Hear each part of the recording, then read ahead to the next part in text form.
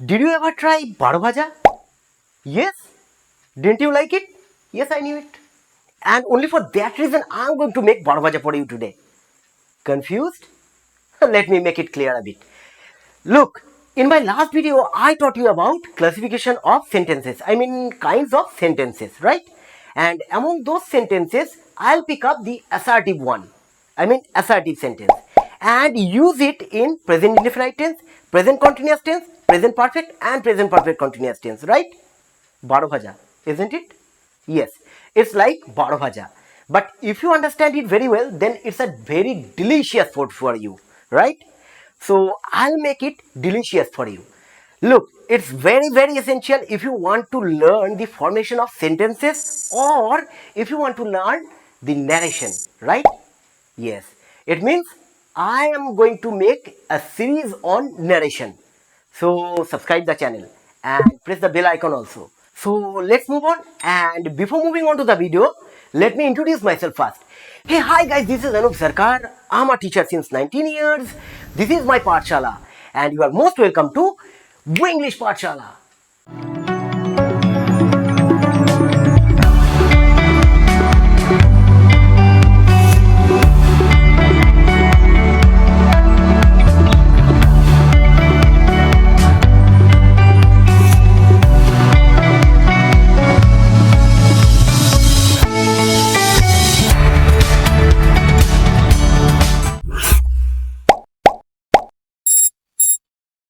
So friends, Pathshala is all set for you.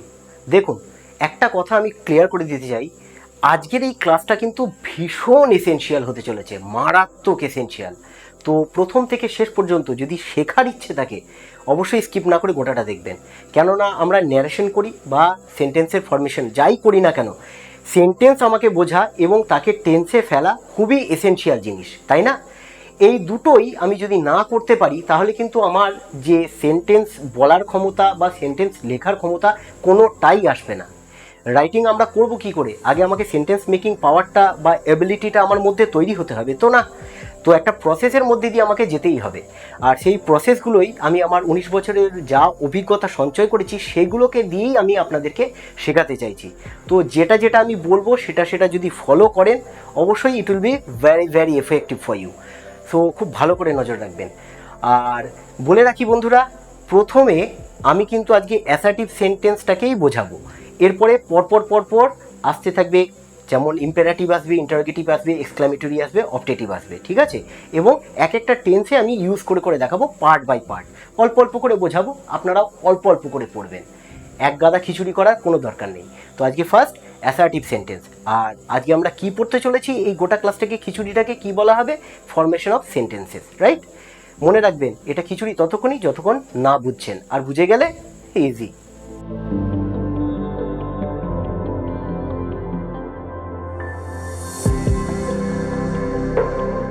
So assertive sentence, প্রথমে আমরা use করব এটাকে প্রেজেন্ট ইনডিফিনাইট টেন্সে, রাইট? এক্সাম্পল দেব, আর কি লিখলাম? আই টিচ ইংলিশ, আমি ইংরাজি শেখাই, তাই তো? শেখাই, তাই না? তো এটা হলো অ্যাফার্মেটিভ সেন্টেন্স, অর্থাৎ হ্যাঁ সূচক, আমি শেখাই, তাহলে এটাতে আমার মঞ্জুরি আছে, আমি শেখাই, হ্যাঁ বাচক। আর এটাকে নেগেটিভে করলে কি হয়? তো এটা হলো নেগেটিভ সেন্টেন্স, আমি ইংরাজি শেখাই না, একবার বললাম শেখাই, একবার বললাম শেখাই না। আর এই দুটোই মনে রাখতে হবে প্রেজেন্ট ইনডিফিনাইট টেন্সের কিন্তু উদাহরণ, ঠিক আছে? যে কাজ বর্তমানে হয় বা মানে মাঝে মধ্যেই হয় বা একটা অভ্যাস বোঝায় বা চিরসত্য বোঝায়, এই সবই তো প্রেজেন্ট ইনডিফিনাইট টেন্সের অন্তর্গত। তাহলে এই যে আমি শেখাই, এটা আমি আজ শেখাই, কাল শেখাই, বা 4 দিন পর শেখাই, বা 2 দিন পর শেখাই, বা এটা আমার একটা হ্যাবিট, আমি সবাইকেই শেখাই। আবার মনে রাখতে হবে এটা কিন্তু একটা ফ্যাক্টকে আমার এক্সপ্রেস করছে, তাই না? একটা ফ্যাক্ট যখন এক্সপ্রেস করে তখন কি হয়? সেটাকে কি বলে? অ্যাসার্টিভ সেন্টেন্স, যেটাকে ডিক্লারেটিভ সেন্টেন্সও বলা হয়। মনে থাকবে, assertive sentence or declarative sentence একই জিনিস কিন্তু, ঠিক আছে? শুধু সামনে থেকে দেখানো আর পিছন থেকে দেখানো, ব্যক্তিটা একটাই।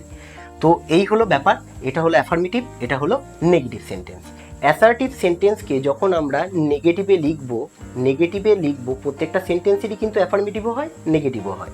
তো অ্যাসার্টিভ সেন্টেন্সকে যখন আমরা নেগেটিভে লিখব এবং টেন্সটা বাক্যের বা সেন্টেন্সের টেন্সটা যদি প্রেজেন্ট ইনডিফিনাইট থাকে তখন একটা ডু ভার্ব কিন্তু লাগবেই লাগবে। এবার এখানে যেমন নট হলো তার জন্য ডোন্ট বসিয়ে দিলাম, ঠিক আছে, বোঝা গেল। তাহলে এটা হলো এক্সাম্পল। তাহলে এই যে সেন্টেন্সটা আমি লিখলাম বা এই সেন্টেন্স দুটো লিখলাম, এই সেন্টেন্স দুটো কোন ফর্মে ইউজ হচ্ছে? প্রেজেন্ট ইনডিফিনাইট টেন্সে ইউজ হচ্ছে, রাইট? এটা হলো অ্যাসার্টিভ সেন্টেন্সের প্রেজেন্ট ইনডিফিনাইটের উদাহরণ।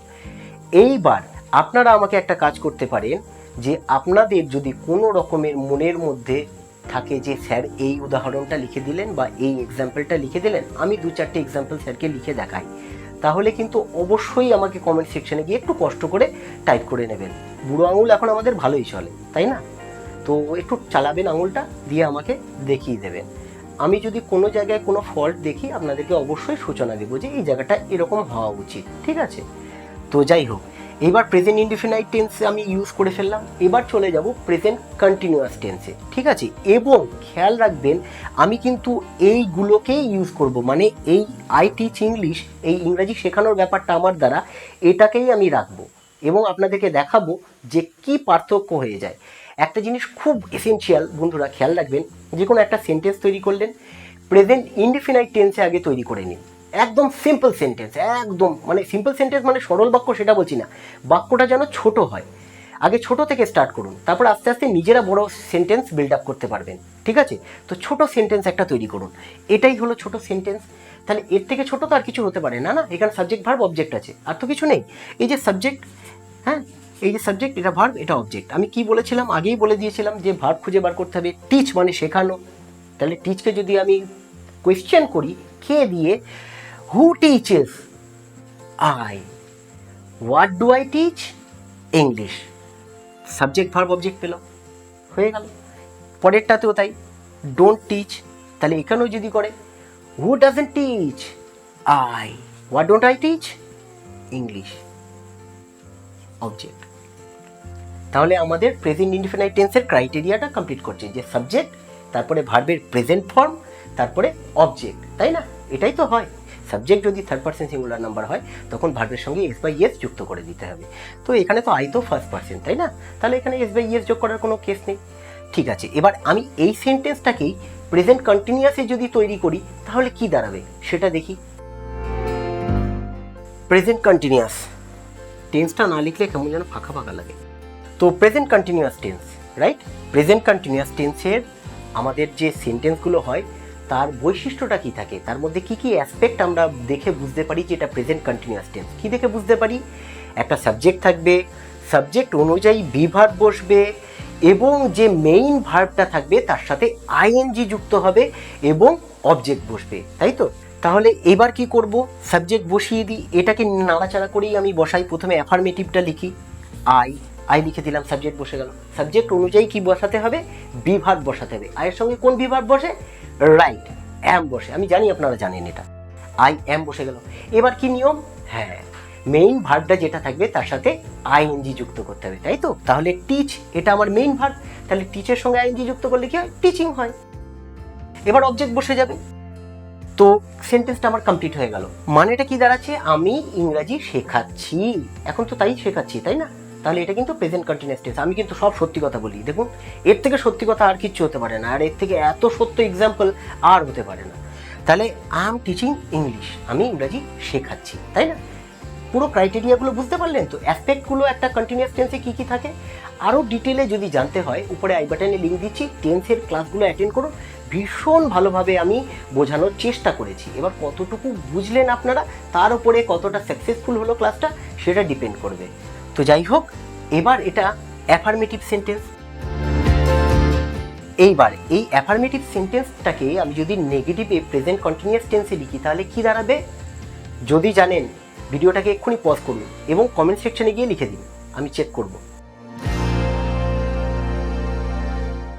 তাহলে কি হলো? I am not teaching English, আমি ইংরাজি এই মুহূর্তে মানে এখনই শেখাচ্ছি না। তাহলে এটা না সূচক, এটা হ্যাঁ সূচক, তার জন্য এটা হলো অ্যাফার্মেটিভ সেন্টেন্স আর এটা হলো নেগেটিভ সেন্টেন্স। তাহলে বন্ধুরা আমি একটাই কথা বলতে চাই যে সেন্টেন্স, টেন্স আবার অ্যাফার্মেটিভ নেগেটিভ এগুলো নিয়ে গুলিয়ে যায় না। যদি সঠিক পরিমাণে তথ্য আমাদের মধ্যে না থাকে তাহলে এগুলো গুলিয়ে যাওয়াই স্বাভাবিক, গণ্ডগোলের বিষয়। কিন্তু যেভাবে আমি বোঝাচ্ছি সেই রকমভাবে বুঝতে কি আপনাদের সুবিধা হচ্ছে? যদি কোনো অসুবিধা হয় কমেন্টসে অবশ্যই জানাবেন, আর যদি বুঝতে সুবিধা হয় একটা কমেন্ট করবেন, পড়ে ভালো লাগবে যে হ্যাঁ আমি বোঝাতে পেরেছি, আমার মধ্যে সেই এবিলিটিটা আছে যেটা আপনাদেরকে বুঝতে সক্ষম করে তুলছে, তাই না? খুব ভালো লাগবে। তো যাই হোক, প্রেজেন্ট কন্টিনিউয়াস টেন্সে আমি এই দুটো ইউজ করে দেখিয়ে দিলাম। খেয়াল রাখবেন কিন্তু আই টিচ ইংলিশ এটাকেই কিন্তু আমি প্রেজেন্ট পারফেক্ট টেন্সে ইউজ করব এবং প্রেজেন্ট পারফেক্ট কন্টিনিউয়াস টেন্সেও ইউজ করব, রাইট? তো এবার সেন্টেন্সটা মনে আছে তো, আই টিচ ইংলিশ, ওটাকেই কিন্তু আমি ইউজ করব প্রেজেন্ট পারফেক্ট টেন্সে, প্রথমে অ্যাফার্মেটিভে তারপরে নেগেটিভে। তো প্রথমে অ্যাফার্মেটিভে লিখি।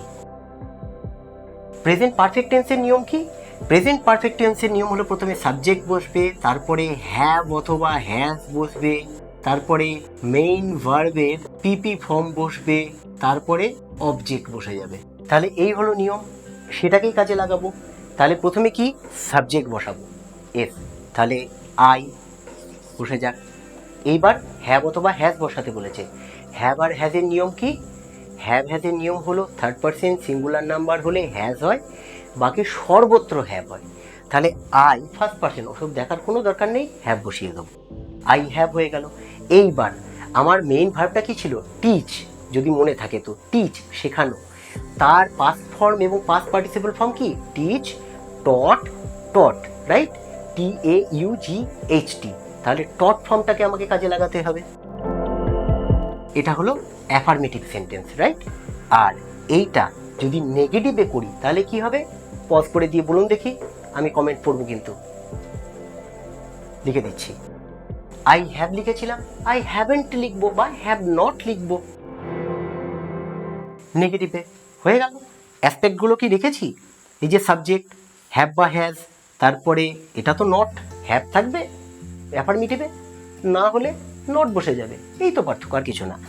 মেইন ভার্বের পিপি ফর্ম বসে গেল, আর এখানে অবজেক্ট বসে গেল সাবজেক্ট, আর এটা তো হ্যাভ হ্যাজের ওইখান থেকে নিয়েছি এটা, তাই তো? রুলগুলো যদি মনে রাখেন তো খুব ইজি হয়ে যাবে, মনে রাখতেই হবে, রুল ছাড়া তো কিছু করার নেই, যেটা নিয়ম সেটা তো আমাকে পালতেই হবে, তাই না? তো যাই হোক, এর অ্যাফার্মেটিভ নেগেটিভ দুটোই লিখে ফেললাম।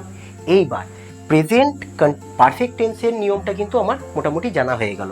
এই বাক্যের মাধ্যমে আমি বুঝতে পারলাম যে অ্যাসার্টিভে অ্যাফার্মেটিভে হলে কি হবে, নেগেটিভে হলে কি হবে, রাইট? এবার প্রেজেন্ট পারফেক্ট কন্টিনিউয়াস টেন্সে একটা সময়ের কিন্তু আমি এর মধ্যে উল্লেখ করে দেবো, তাহলে বাক্যটা এইটাই থাকবে, জাস্ট একটা সময়ের মধ্যে ঢুকিয়ে দেবো, ঠিক আছে? আমি অনেকক্ষণ আগে ক্লাস তো আরম্ভও করেছি, তাই না? এখন অনেকক্ষণ ধরে চলেও যাচ্ছে, তাহলে 5 মিনিট 7 মিনিট তো হয়েই গেছে আশা করি। ক মিনিট হয়েছে দেখেন তো।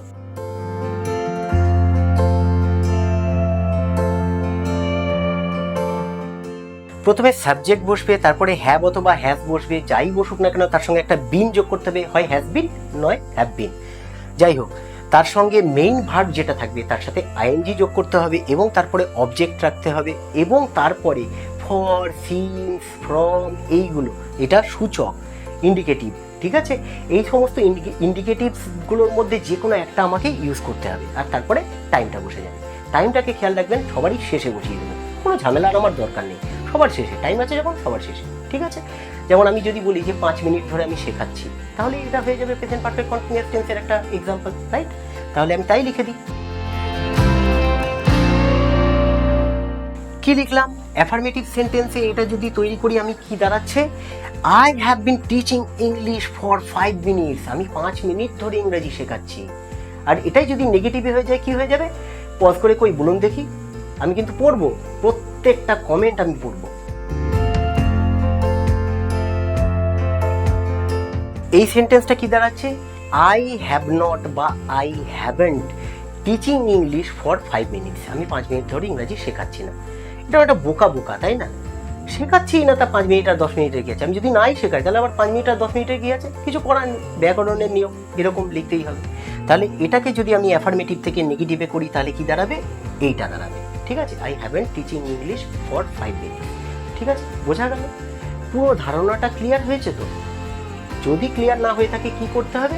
রাইট, কমেন্টস করতে হবে, গাদা কমেন্টস করে দিন, কোনো অসুবিধা নেই। আর যদি মনে হয় যে না ফার্দার ক্লাসেস দেওয়ার দরকার আছে, অবশ্যই দেবো, সো আজকের ক্লাসটা এখানেই শেষ হচ্ছে। আর আমার মনে হয় আমি অনেক কিছু আপনাদেরকে শেখাতে পেরেছি। যদি শেখাতে পারি তাহলে খুব ভালো কথা, যদি শেখাতে না পারি, কেন শেখাতে পারলাম না, কোন জায়গায় আপনাদের শেখাতে আমি অসমর্থ হয়েছি, সেটা কমেন্টসের মাধ্যমে অবশ্যই জানাবেন আমাকে। যদি ভালো লেগে থাকে একটা লাইক করবেন। আর মোরাল সাপোর্ট পাওয়ার জন্য বন্ধুরা আমি সদাই উদ্গ্রীব। তো চ্যানেলের এই যে ভিডিওগুলো যাই আপনারা দেখুন না কেন, লিটল লার্নার্সদের মধ্যে বা যারা পিছিয়ে পড়েছে সেরকম গ্রোন আপ অনেক স্টুডেন্টস আছে তাদের মধ্যে শেয়ার করে দিন, আমিও শেখানোর সুযোগ পাই, তারাও একটু শেখার সুযোগ পাক। আর বন্ধুরা বলতে চাই, আমি আপনাদের জন্য এরকমই ইনফরমেটিভ টিচিং মেটেরিয়াল এই চ্যানেলে বারংবার দিয়ে থাকি এবং দিতে থাকবো। তো সাবস্ক্রাইব করে নিন যদি শেখার বাসনা থাকে। তো দেখা হচ্ছে এরকমই কোনো ইনফরমেটিভ ক্লাসের সাথে। ততক্ষণ পর্যন্ত সুস্থ থাকবেন, ভালো থাকবেন, and till then keep practising and keep learning.